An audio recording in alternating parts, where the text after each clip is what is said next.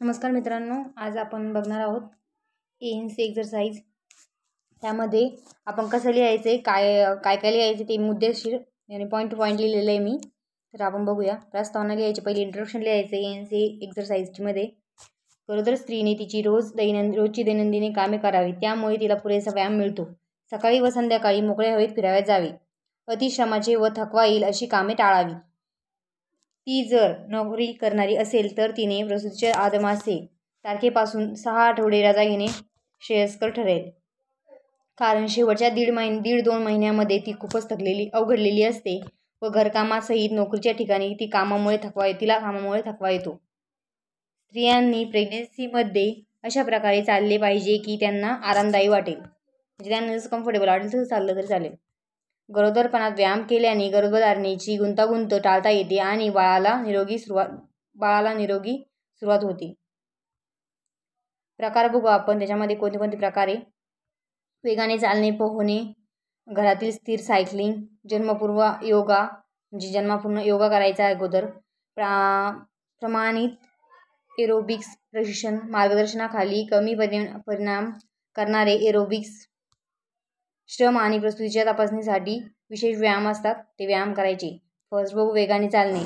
जर गर्भधारणेदरम्यान व्यायामाची पातळी कमी असेल तर आजूबाजूला त्वरित फेरफटका मारणे हा एक चांगला मार्ग आहे। त्याचे फायदे लिहायचे। हे गुडघे आणि घोट्याला तुलनेने कमी परिणामासह हृदय रक्तवाहिन्यासंबंधी कसरत प्रदान करतात। आता काय होतं, जेव्हा ती स्त्री चालते तेव्हा तिचा रक्तप्रवाह वाढतो चालल्यामुळे पायाकडील, त्यामुळे तिचं रक्तसंबंधित किंवा हृदयाचे प्रदान चांगलं त्यांचा पण व्यायाम होतो।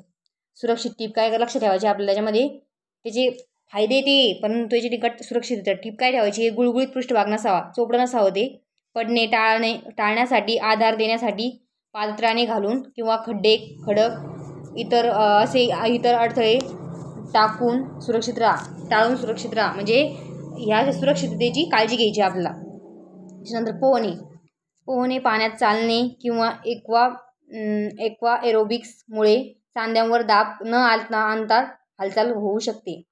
गर्भधारणा जसजशी वाढत जाईल तसतसे शरीराच्या अतिरिक्त वजनापासून काही प्रमाणात आराम मिळू शकतो। फायदे काय, आरामदायी वाटणारा आणि मान, खांदे किंवा पायाच्या स्नायूंना ताण आणि दुखापत होणार नाही असा स्ट्रोक निवडणं महत्त्वाचं आहे। किकबोर्ड वापरल्याने पाय आणि नितंबाचे स्नायू बळकट होण्यास मदत होते।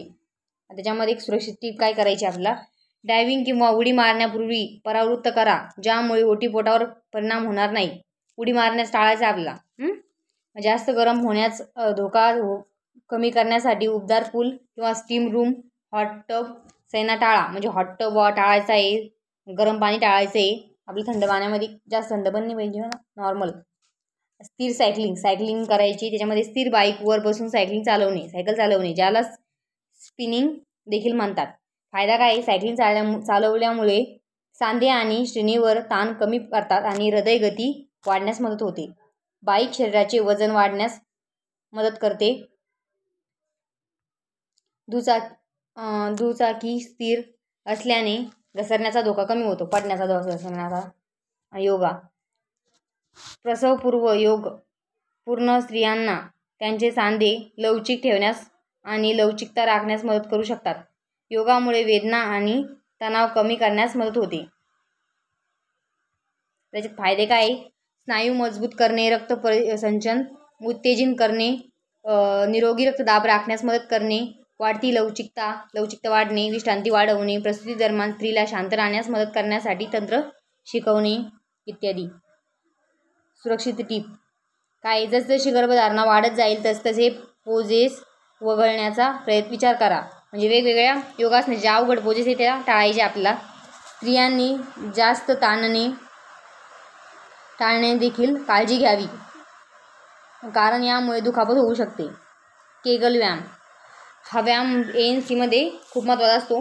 हे पेल्विक फ्लोअरमधील स्नायूंना टोन करतात, मजबूत ओटीपोटाचे स्नायू प्रसूतीच्या वेळी स्त्रीला धक्का देण्यास मदत करतात आणि यानंतर लैंगिक गळतीचा धोका कमी होतो। त्याच्यानंतर आपल्या रोल ऑफ ANM लिहायचं आणि इथपर्यंत लिहिलं तरी सफिशियंट आहे, मार्क्स भेटून जातात।